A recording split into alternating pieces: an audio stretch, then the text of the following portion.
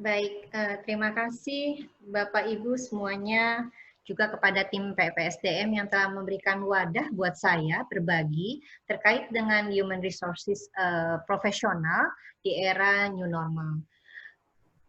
Judul ini begitu penting buat saya terutama ya sebagai konsultan, karena saya juga terus-menerus belajar untuk mengikuti update terkait dengan bidang HR, terkait pengelolanya juga. Jadi apapun bidangnya, menurut saya sekarang itu memang harus berubah dan merubah mindset, selalu belajar untuk menjadi profesional di masing-masing bidang. Nah, kita akan mengikuti sebenarnya bagaimana sih sebagai HR profesional ini dalam mengelola organisasi. Baik Bapak Ibu, kita akan lihat lanjut ya slide berikutnya. Nah, tentunya Bapak Ibu tahu semuanya, ketika ada COVID-19 itu merubah semua tatanan hidup.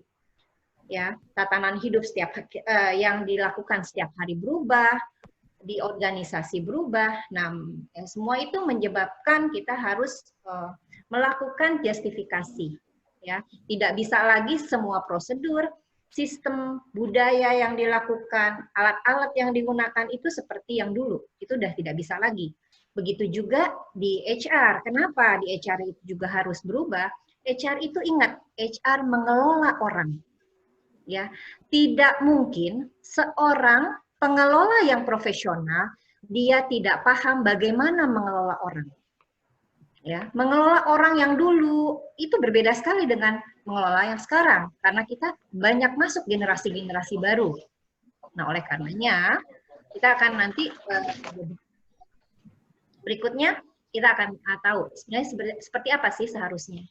Nah, ketika semua ini berubah, yang diharuskan atau yang idealnya ya, human resources profesional seperti apa sih seorang human resources profesional?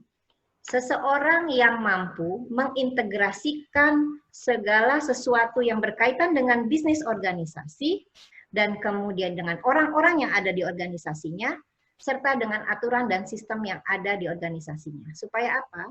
Segala sesuatunya terintegrasi dengan baik sehingga menghasilkan dan bisa berdampak terhadap organisasinya. Ya, saya sebelum next berikutnya akan menyampaikan bahwa seperti ini.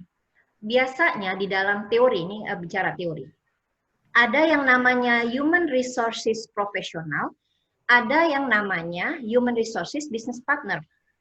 Biasanya kalau perusahaan besar itu punya HR berbagai terminologi.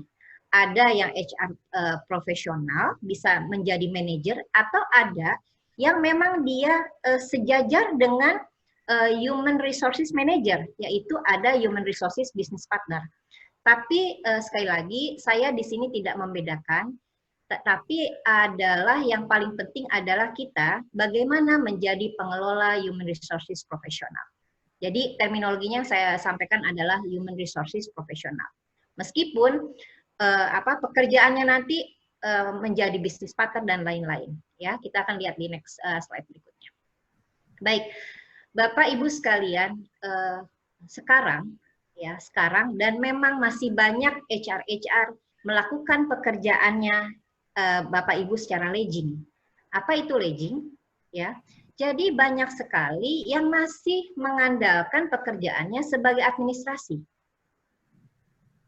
Ya, padahal Dave Ulrich tahun 1996 itu udah bilang bahwa ingin menjadi HR yang profesional, berkontribusi baik terhadap organisasinya, itu harus memiliki 4 kategori HR yang terintegrasi menjadi satu. Ada strategic partner, ada change management, ada expertise-nya HR, ada administration. Sehingga kalau dilihat leasing, alih-alih banyak administrasi yang dilakukan. Dan itu terjadi sampai sekarang. Bagaimana kita seorang HR bisa berubah dengan kondisi yang sekarang kalau kita masih seperti ini, pekerjaan administrasi. Padahal bisnis dalam jangka waktu pendek berubah. Ya, HR itu sudah banyak porsinya yang profesional itu harus banyak dikonsultasi. Karena HR itu memberikan pendampingan kepada people di organisasinya, dan kemudian selaras dengan organisasi yang berubah, dan kemudian juga bisa menyampaikan kondisi dari HR itu kepada owners. Jadi dari leading ke leading, jadi sangat berubah. Ya, strateginya mulai banyak, consultation-nya juga paling banyak, administrasinya justru sedikit. Oke, ya nanti kita akan lihat lagi di next berikutnya adalah next Bu Kapri. Oke, oleh karenanya ya setiap bidang tidak terkecuali HR harus sudah agile. Agile maksudnya di sini apa? Ya harus menerima segala sesuatu harusnya seperti apa perubahannya. Kemudian mengadopsi terhadap perubahan dan menyelaraskan.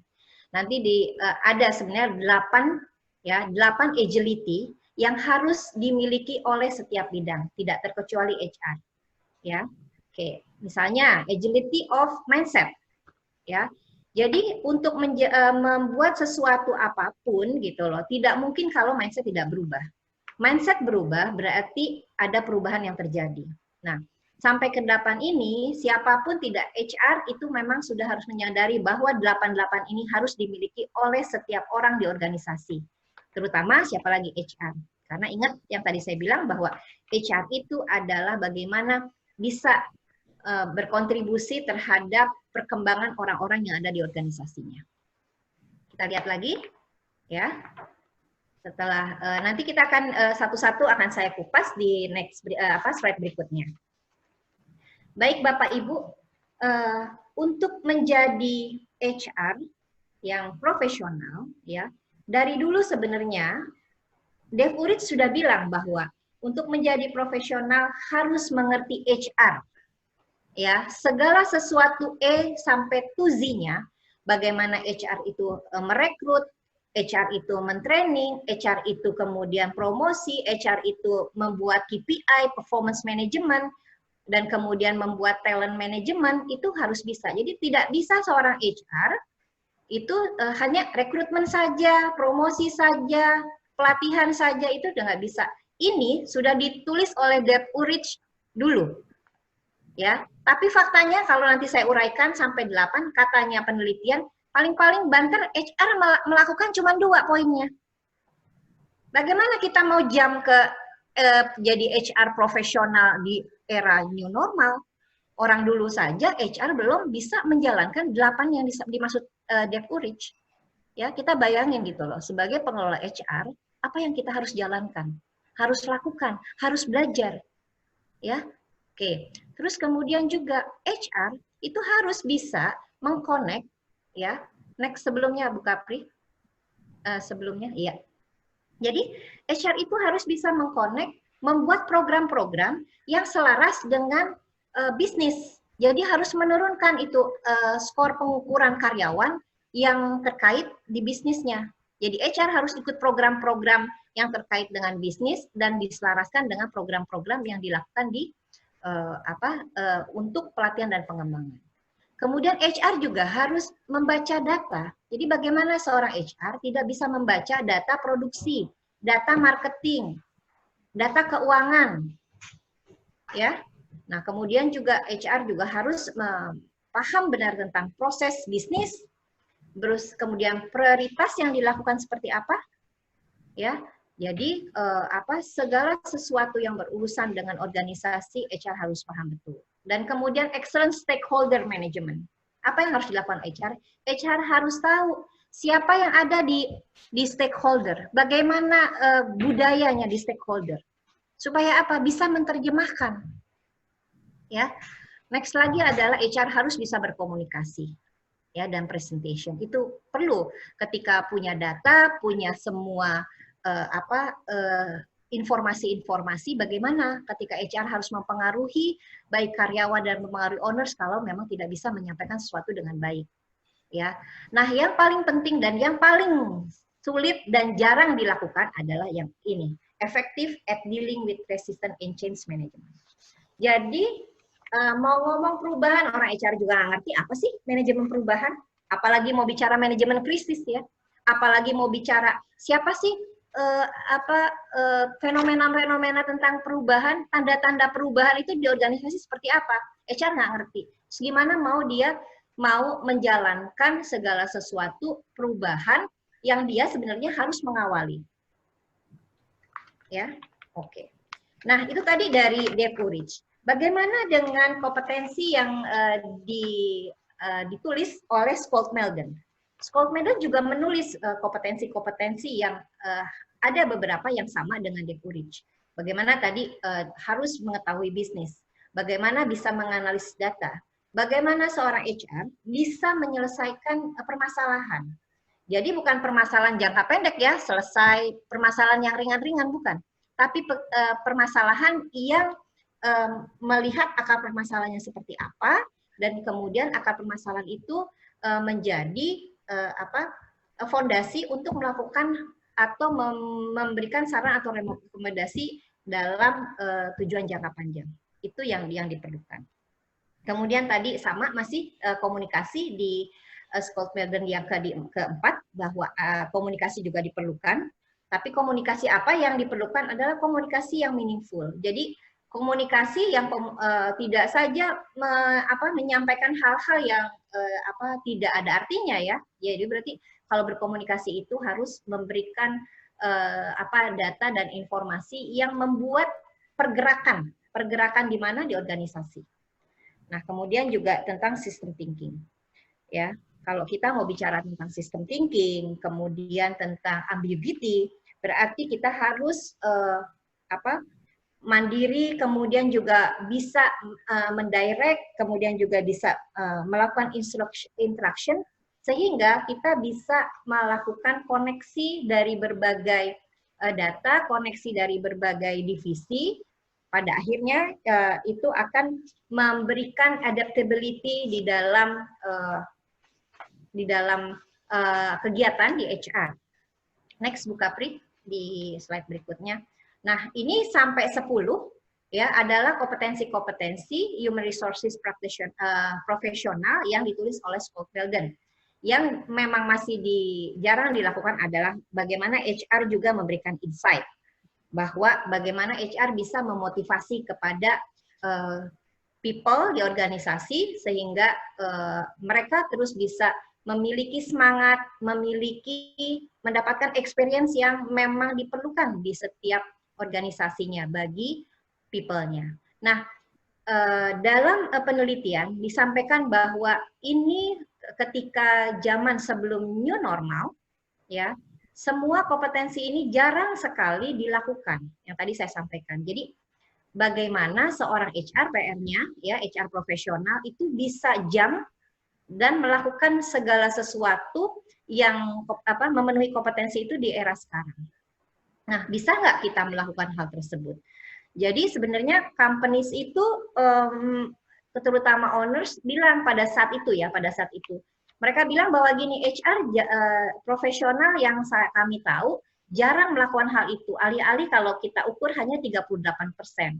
Nah, kenapa mereka nggak pernah sampai memikirkan seperti itu gitu ya, tidak melakukan itu? Karena HR sendiri tidak ada ukurannya, bagaimana melakukan seperti apa, tidak ada ukuran untuk istilahnya, tidak ada ukuran yang dilakukan bagaimana HR bekerja.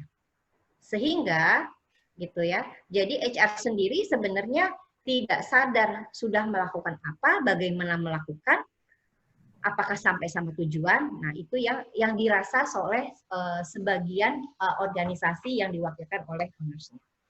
Nah, kita akan lihat satu teori yang lama. Saya akan memperlihatkan. Next, Bu Kapri. Nah, ini ya, dulu ini itu 1996 Dave Ulrich sudah tulis bahwa ketika Dave Ulrich tulis bahwa sebenarnya harus seorang HR ini bisa memberikan kontribusi di strategic partner yang banyak sama di change agent. Namun kondisi atau faktanya masih banyak HR yang melakukan di operasional fokus, ya, tapi tidak di strategic fokus. Oke, next kita lihat lagi. Nah, sebenarnya idealnya seperti ini gitu loh ya, strategic partnernya banyak, change agent-nya banyak, walaupun mungkin administrasi expert ininya banyak melakukan hal tersebut, namun sudah dibantu teknologi.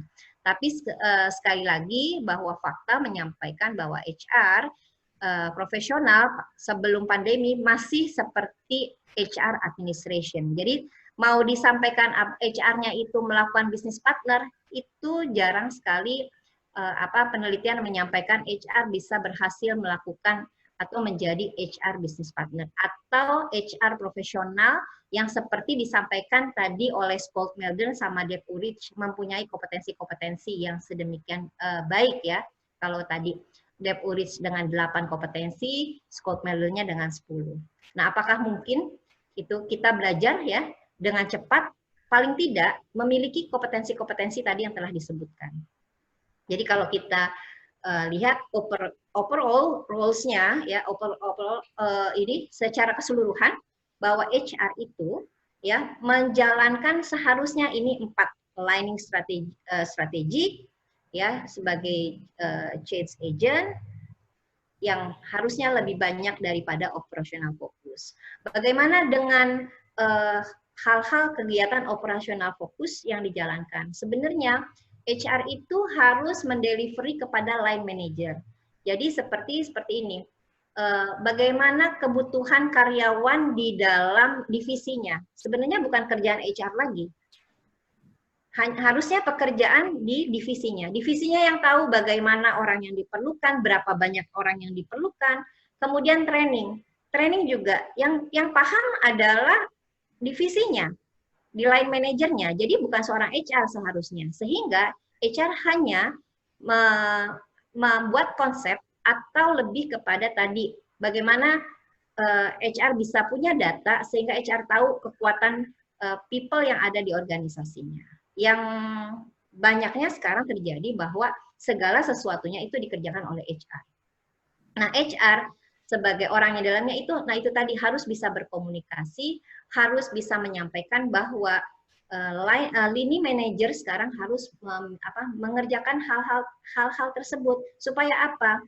Ada involvement, ada keterlibatan atau ada experiences yang bisa diberikan kepada people-people-nya atau anggota organisasi lebih tepat. Karena HR sendiri itu nggak terlalu paham ya detailnya daripada apa yang diinginkan, apa yang akan dikerjakan keseharian. Oleh karenanya itu HR hanya memfasilitasi, balik lagi sebagai facilitator. Jadi sekali lagi untuk kebutuhan jumlah orang, training yang akan dilakukan, kompetensinya yang dibutuhkan, itu semua yang mengerjakan harusnya divisinya.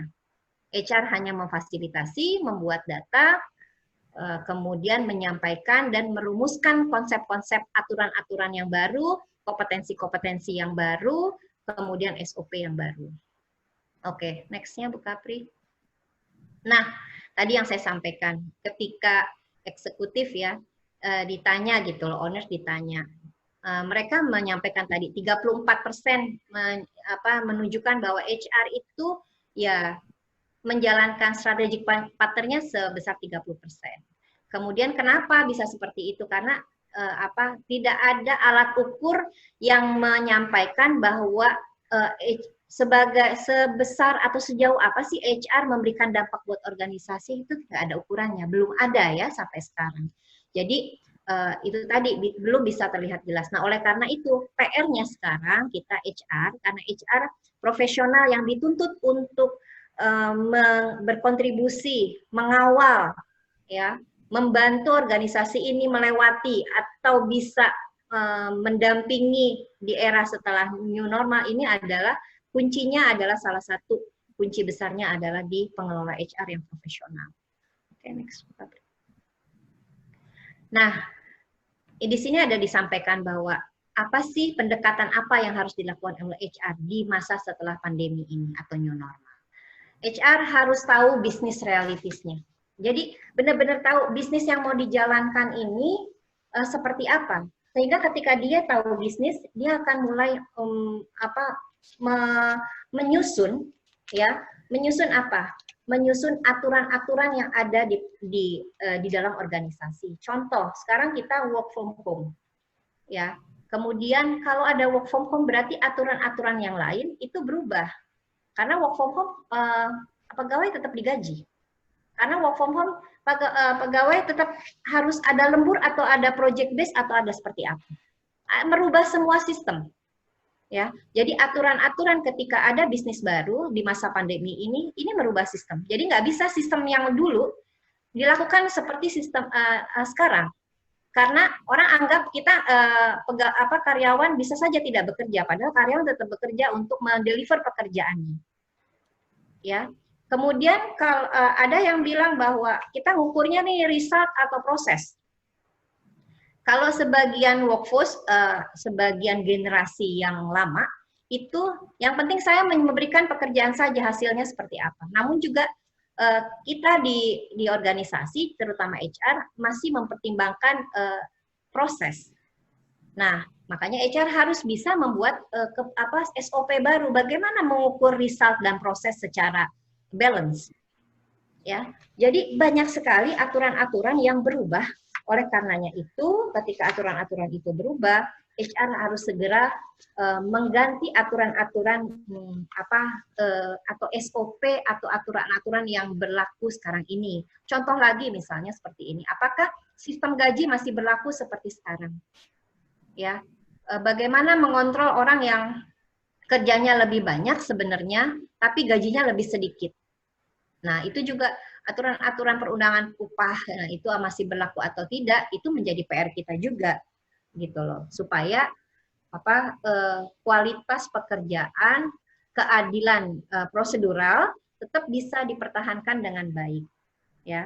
Karena jika itu tidak diberlakukan dengan hal kebaruan, itu bisa berdampak terhadap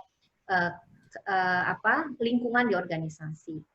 Terus dengan keberagaman adanya generasi Z yang masuk, generasi Y yang masih ada, nah ini juga harus dibuat aturan-aturan yang baru, ya, treatment-treatment yang baru.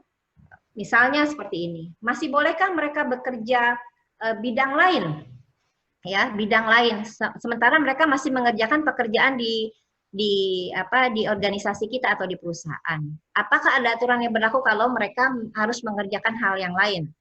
Nah, itu juga aturan-aturan itu kan harus banyak dibikin, karena sekarang kondisinya kita bisa melakukan apa saja dari rumah selain mengerjakan pekerjaan yang pokok. Ya.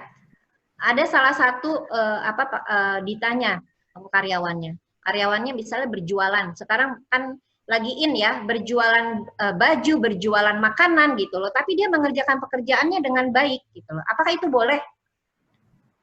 Tiba-tiba dia kena denda karena dia juga sibuk berjualan, tiba-tiba lupa gitu loh dalam misalnya mendelivery pekerjaannya misalnya. Apakah itu boleh? Jadi banyak sekali aturan-aturan dengan generasi yang sekarang itu berubah. Nah, pola-pola aturan-aturan yang lama itu udah nggak berlaku lagi. Nah, bagaimana kita bisa memodifikasi, mengakomodir semua aturan-aturan yang baru supaya karena gini, basicnya adalah organisasi itu atau HR juga harus bisa memberikan satu pengalaman di saat-saat seperti ini. Jadi semua ini adalah belajar, ya, pengalaman belajar hidup. Ya, oleh karenanya itu tadi hati-hati membuat aturan-aturan yang baru, jangan sampai aturan itu kaku gitu loh. Itu udah nggak pas sama generasi sekarang. Ya, nah itu. Kemudian juga tadi yang terakhir adalah balancing individual dan organization priority. Ya, kita masih penting tentang WLB. Bagaimana seseorang itu bekerja memperhatikan kehidupan keluarganya, bekerja tetap memperhatikan organisasi. Jadi itu juga dibuat sedemikian rupa sehingga WLB itu masih bisa dirasakan sehingga bisa menjadi motivasi bekerja menjadi lebih positif, ya. Bapak Ibu semua, perusahaan itu sekarang banyak yang tidak bisa seperti perusahaan dulu tentang long life-nya ya. Paling banyak Banter sekarang perusahaan itu kalau kita perhatikan 12 tahun. Tidak seperti dulu 40 tahun, 30 tahun. Nah, ini juga oleh karenanya ya tadi dengan 4 tadi poin tadi kita harus memperhatikan bahwa kita harus sudah segera berubah ya. Jadi tidak bisa lagi seperti dulu. Next kita akan lihat bagaimana integrasi pekerjaan HR yang sekarang. Nah, kita lihat ya di slide ini bahwa seorang human resources profesional itu harus menggabungkan 3 pekerjaan ini, 3 bagian ini. Bagaimana dia tahu bisnis strategi, yang tadi saya sudah sebutkan di awal, bagaimana dia tahu organisasi strategi, dan dia tahu cultural strategi. Ya, ketika dia paham tentang bisnis strategi, dia akan menemukan bisnis model. Ketika dia akan menemukan bisnis model, dia akan menemukan people model. Orang-orang seperti apa yang perlu diperlukan oleh organisasi untuk berkontribusi. Karena bisnis berubah, kompetensi orang berubah, model orang berubah, karakter orang berubah, budaya juga berubah. Ya, apalagi yang saya tadi bilang, organisasi sekarang tidak seperti dulu. Kalau tidak diperbaiki kompetensinya, dulu nggak ada masalah. Kalau sekarang, sedikit-sedikit berubah, wah ini kayaknya harus explore yang lain nih, bisnis ini udah nggak oke lagi nih. Kemarin kita dengar ya, Gojek, Grab, GoMasas, itu semuanya kayaknya sementara ini belum diteruskan. Ya, begitu yang kita dulu agung-agungkan, sekarang juga itu tadi berubah. Makanya HR profesional gitu ya tidak mungkin tidak bisa mengetahui terhadap 3 dimensi ini. Nah, bagaimana seorang HR juga paham tentang struktur organisasi sampai knowledge management strategi, sampai dia paham tentang bagaimana yang terakhir adalah yang paling penting adalah change and culture management. Itu juga penting ya. Nah, ini kalau kita lihat nih ya kotak-kotak seperti begini, coba bayangin HR profesional ya. Kalau nggak seperti ini, ya kita udah bisa tahu ya seperti apa HR misalnya cuma tahu rekrutmen doang gitu loh, ya tahu pelatihan aja nggak tahu bisnisnya, kita nggak bisa ngikutin gitu. Nah, oleh karenanya nanti HR itu harus belajar berkelanjutan dan belajar tidak hanya kompetensi HR, udah kompetensinya harus banyak, kompetensi bisnisnya juga itu harus belajar. Seorang HR profesional itu harus tahu benar bisnis. Jadi sekarang itu tidak ada HR yang misalnya core bisnisnya tentang marketing, ya dia harus tahu marketing. Ya, yang tadi bisnis model. Bisnis model melahirkan people model. Ya. Oke, next Bu Kapri kita lihat. Nah, setelah ini oleh karenanya ya, tadi kalau kita lihat apa sih HR dari 3 tadi pilar tadi. HR adalah seorang organizational development. HR harus tahu OD, bagaimana mengukur ya KPI, bagaimana tadi change management, dia juga harus bisa attract, dia harus bisa develop, dia harus bisa motivate, ya, dia harus bisa retain. Bagaimana dia udah buat semuanya, ternyata dia nggak bisa retain orang. Ya, tidak bisa juga mengharmonisasikan, nggak bisa bikin pola-pola retirement, ya. Nah, itu juga akhirnya dapat depannya, belakangnya nggak dapat. Tengahnya udah bagus misalnya. Ya, next. Nah, ada beberapa strategi yang memang sudah harus dimulai, ya bahkan sebenarnya dari dulu-dulu dimulai, tapi kita tertantang bagaimana kita dengan cepat bisa menyesuaikan tadi ya, bisa menerima ya, agile tadi ya, bisa menerima, kemudian bisa adopsi dan kemudian bisa menyelaraskan. Seorang HR profesional ya tadi harus agile ya sama adaptif. Jadi harus bisa sesegera mungkin bisa menyelaraskan apa-apa yang memang sudah seharusnya dirubah dengan merubah mindset. Tidak mungkin HR tidak berubah. Bagaimana seorang HR bisa mengawali satu perubahan ya menjadi model kalau memang dirinya sendiri itu tidak ingin atau tidak memiliki mindset untuk berubah.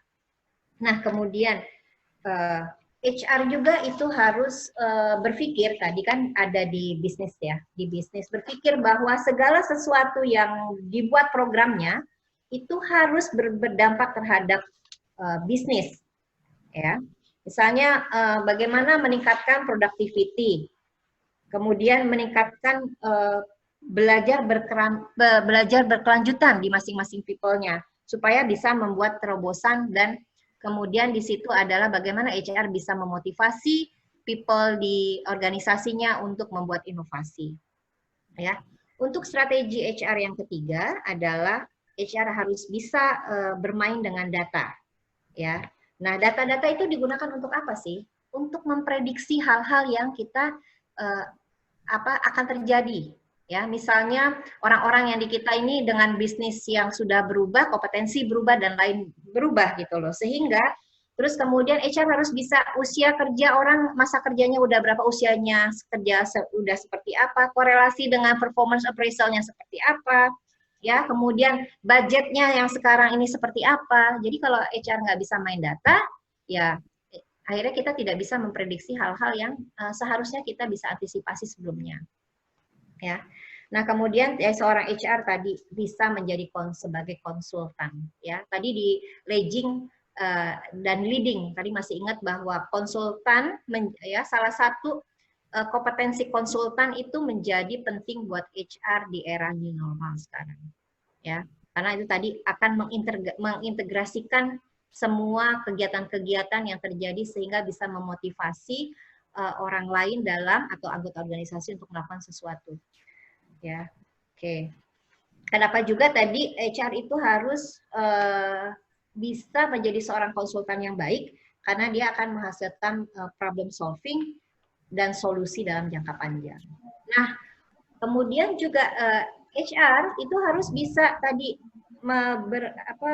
bekerja dengan line manajemen dengan baik yang tadi saya bilang bahwa pekerjaan HR profesional bukan lagi hanya rekrutmen, bukan lagi hanya training gitu, bukan lagi hanya data-data yang terkait dengan silo-silo pekerjaan yang silo. Tadi itu kan bisa dikasih dengan line manajernya ya untuk buat bagaimana berapa jumlah yang dibutuhkan untuk people yang di situ, kemudian identifikasi talentnya yang baik itu seperti apa. Jadi sebenarnya udah bukan kerjaan HR lagi. HR hanya memfasilitasi hasilnya yang dari line managers itu bisa diambil, ditarik untuk data sehingga data-data tersebut bisa menjadi data yang bagus gitu ya, yang diperlukan untuk di HR. Dan kemudian HR juga ketika bekerja sama dengan line managers itu paling tidak sudah bisa menciptakan hubungan harmoni yang lebih baik. Jadi biasanya kalau di perusahaan itu banyak orang demo karena apa? Karena demo-demo itu sebenarnya bukan kepada kepada HR-nya, karena line managersnya itu yang tidak bisa memberikan kontribusi atau membuat lingkungan yang kondusif. Nah itu sehingga itu perlu bantuan HR. Nah, jika HR itu sudah memiliki hubungan yang baik, paling tidak gitu ya, line managers ini bisa menyelesaikan persoalannya dengan baik terhadap anggota-anggota organisasinya. Nah, yang keempat, bagaimana plan obsolescence-nya ini? Yaitu HR itu harus updated perkembangannya, ya. Jadi HR itu harus mengetahui segala sesuatu yang terjadi. Tidak mungkin HR itu tidak belajar, ya. Jadi bagaimana HR meningkatkan kompetensi, tapi kompetensinya juga dilihat ya. Jadi kalau kayak tadi, padahal kompetensi itu disampaikan banyak kompetensi, tapi dari dulu nggak pernah belajar. Jadi bagaimana mau tahu perkembangan baru kalau HR sendiri itu tidak mengikuti perkembangan, ya. Dan kemudian bisa diimplementasikan dengan baik. Oke, kita lihat lagi yang ketujuh.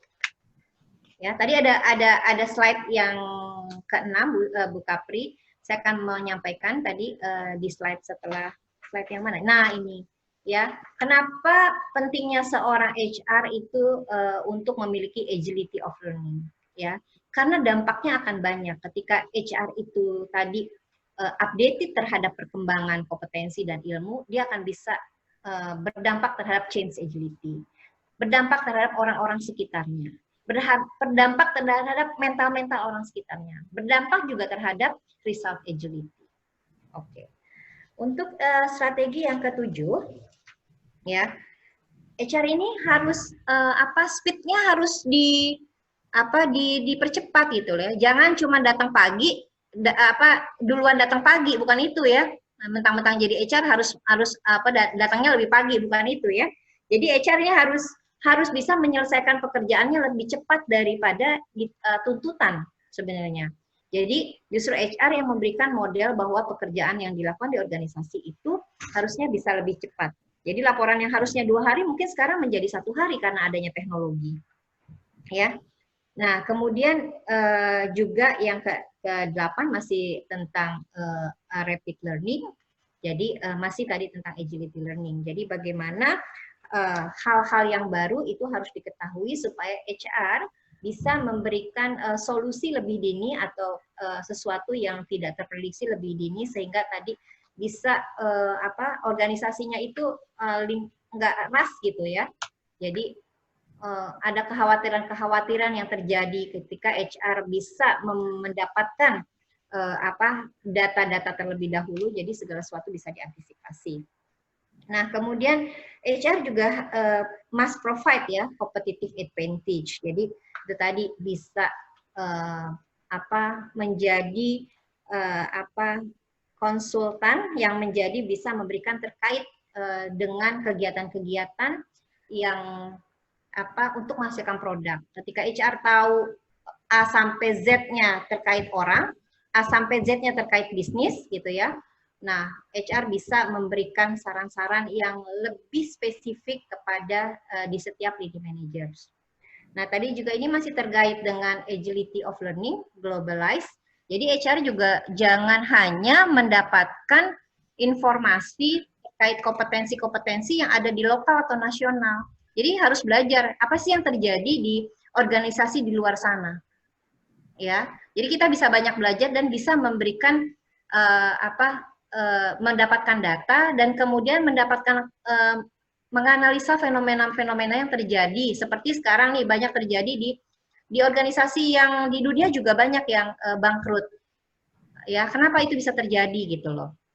Dan fenomena-fenomena kiat-kiat apa yang mereka sudah jalankan, seperti itu strategi apa. Jadi memang jangan hanya nasional yang dibaca, lokal yang dibaca, tapi HR sendiri harus banyak mendapatkan informasi-informasi yang terkait dengan organisasi di dunia yang lain, gitu ya. Oke. Kemudian juga itu tadi pada akhirnya HR harus bisa itu tadi membantu menjadi partner ya untuk mengintegrasikan yang tadi masih ingat ada 3 bagian, bagaimana HR tahu bisnis model, bagaimana HR tahu organization, dan bagaimana HR bisa tahu culture. Jadi ketika HR paham terkait hal tersebut, maka HR bisa menjadi model ya, atau bisa menjadi leader-leader yang baik dan membangun leadership-nya lebih bagus gitu ya. Nah, terakhir adalah teknologi. Nggak mungkin zaman sekarang kita nggak bisa dengan teknologi-teknologi baru. Ketika teknologi itu membawa dampak atau memberikan hal-hal kemudahan, nah itu memang harus dimaksimalkan sedemikian rupa penggunaannya. Nah, tadi itu adalah 12 strategi HR supaya HR bisa menjadi HR profesional di era new normal. Nah, kalau kita lihat ya, tadi ini mengemphasize apa-apa yang saya sudah sampaikan ya, bahwa kita perlu kenapa cepat berubah kalau kita lihat perjalanan dengan teknologi. Dulu teknologi di awal dari manual, masih generation pertama ya, kalau dapat dulu tidak ada handphone, paling kalau ada misalnya kita mau panggil orang pakai telepon atau pakai kertas ya dulu ya, masih pakai kertas, telegram gitu kan kalau zaman dulu. Kan berubah tuh ya dari first generation, second generation sampai sekarang ya. Nah, bagaimana sekarang ini kita harus udah ada di 6 ya, di ke-6 generation. Nah, di ke-6 generation ini kan sangat berbeda ya. Oleh karenanya gitu loh, dengan adanya teknologi ini, segala yang tadi saya sampaikan, segala aturan, segala kompetensi untuk menganalisa, kemudian data-data, nah itu harus bisa menjadi salah satu tools ya HR profesional untuk memprediksi segala sesuatu sehingga hal-hal yang bisa berhubungan dengan kelanjutan organisasi dari sisi HR itu HR bisa membantu dengan maksimal. Oke, next kita lihat. Bu Kapri. Nah, ini juga kita lihat ya, bagaimana HR profesional menjalankan evolution of learning. Ini juga kita lihat dulu, kita masih pakai traditional learning. Jadi kita belajar, datang benar-benar hanya training, diukur ya.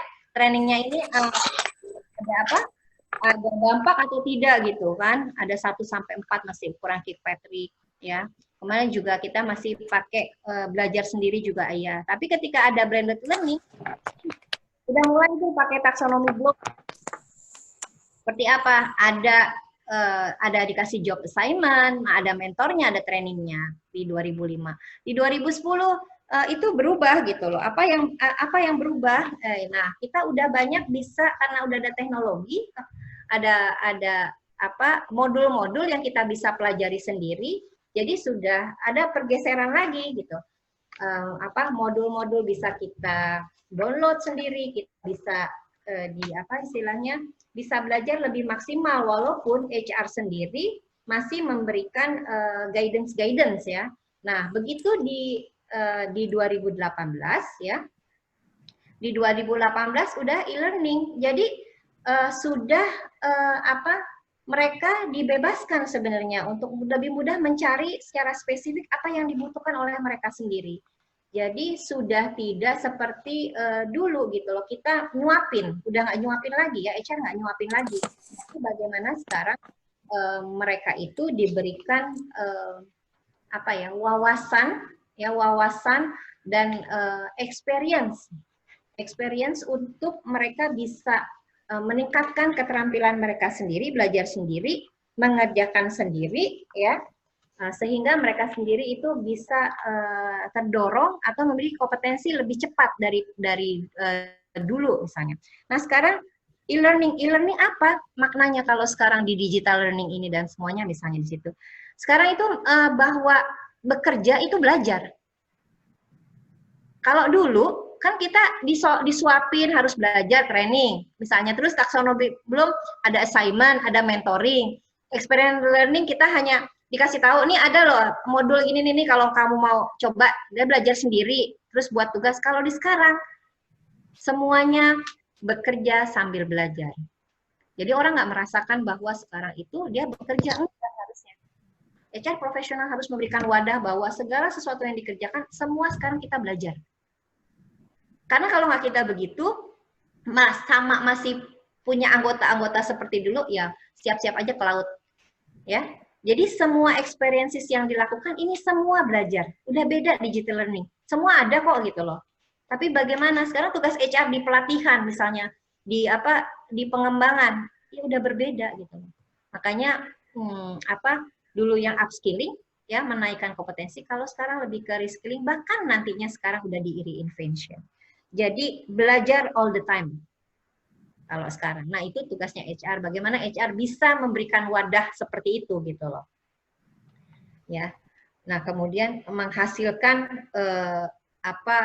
employee experience, sama pada akhirnya HR akan menemukan tipe-tipe atau profil-profil karyawan itu di generasi sekarang seperti apa ya.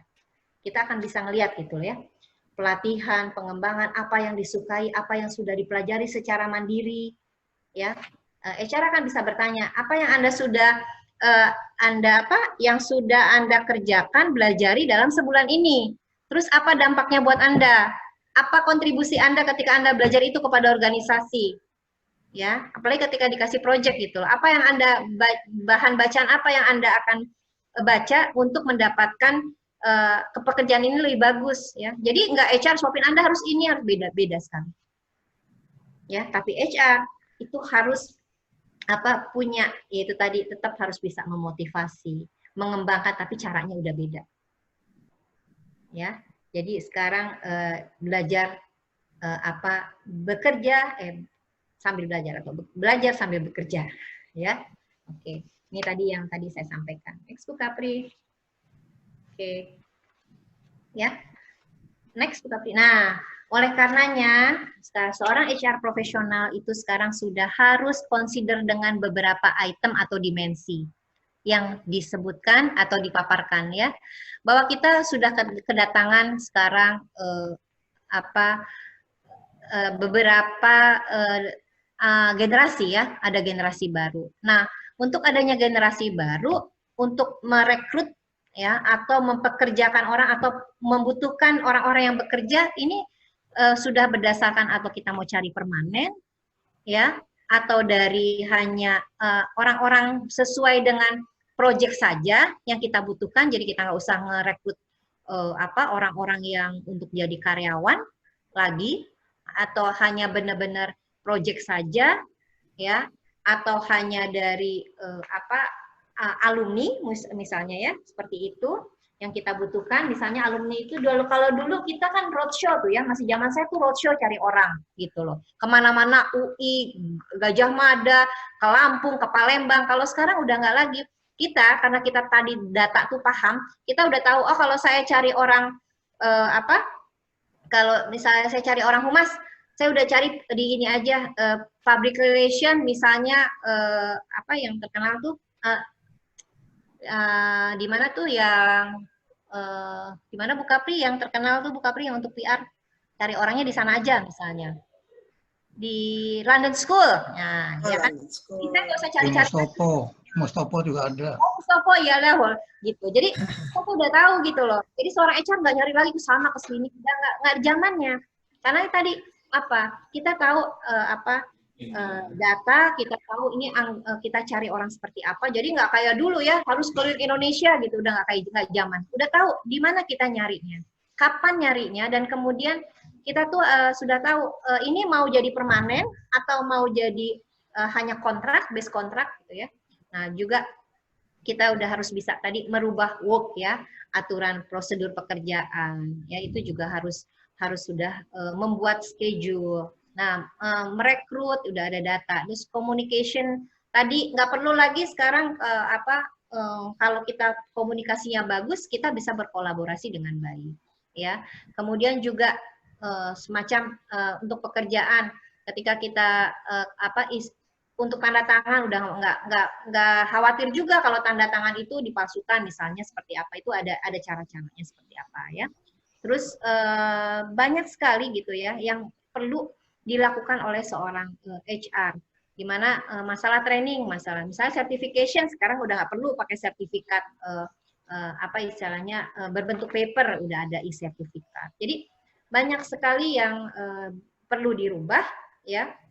Terus tentang health juga, sekarang juga ada lucu, salah satu teman saya menjadi departemen HR well-being. Ada juga sekarang seperti itu. Jadi karena masa pandemi itu nomor satu, ya, diadakan departemen HR well-being. Jadi itu salah satunya, bukan saja untuk hanya masalah karena pekerjaan karena penyakit gitu ya. Dari masa ini bisa aja stres karena financial, stres karena dia nggak tahu juga nanti mau kemana karena karirnya mandek dan lain-lain. Nah, itu banyak hal-hal yang sekarang itu muncul gitu ya dengan adanya dengan adanya pandemi ini. Jadi pandemi itu memang banyak sekali merubah kita memiliki hal-hal baru ya, solusi baru, peraturan baru. Nah, oleh karenanya Bu Kapri ya, di next berikutnya itu disampaikan bahwa seorang HR itu harus tadi mengupgrade data. Jadi udah nggak bisa, karena kita tadi bicaranya agile ya dan adaptif. Jadi kita harus memiliki data tuh harus selalu upgrade ya. Terus kita juga harus bisa berkolaborasi dengan departemen IT ya untuk membuat aturan-aturan yang bisa memberikan prosedur-prosedur lebih baik, sehingga itu tadi hal-hal yang bisa kita lakukan dengan cepat, kita bisa lakukan dengan kolaborasi dengan pihak IT, sehingga itu selalu upgrade dengan membuat aplikasi-aplikasi yang memang sesuai dengan kebutuhan ya. Nah, pada akhirnya seorang HR itu ya, human resources profesional itu harus menjadi HR value creation. Jadi teman-teman yang di HR ya itu selalu memiliki arti ketika menjadi seorang HR, karena HR itu tidak bisa dipandang HR profesional ya, tidak bisa dipandang sebelah mata ya. Karena ini sekarang masa-masa ini HR profesional itu ditunggu-tunggu di organisasi untuk memberikan kontribusi maksimalnya dalam melihat hal-hal yang sebenarnya mungkin bagi sebagian dari organisasi itu tidak bisa terprediksi, tapi dengan adanya pandemi ini kita sudah mulai terbiasa dengan hal-hal yang yang cepat berubah. Nah, oleh karenanya gitu ya, saya rasa kalau teman-teman mau belajar terus untuk memikirkan hal-hal yang terintegrasi tadi itu bisa sangat membantu organisasi untuk menghadapi mengelola orang juga supaya tetap bisa organisasinya tetap bisa eksis. Itu Bu Kapri. Oke, Mbak Zara, terima kasih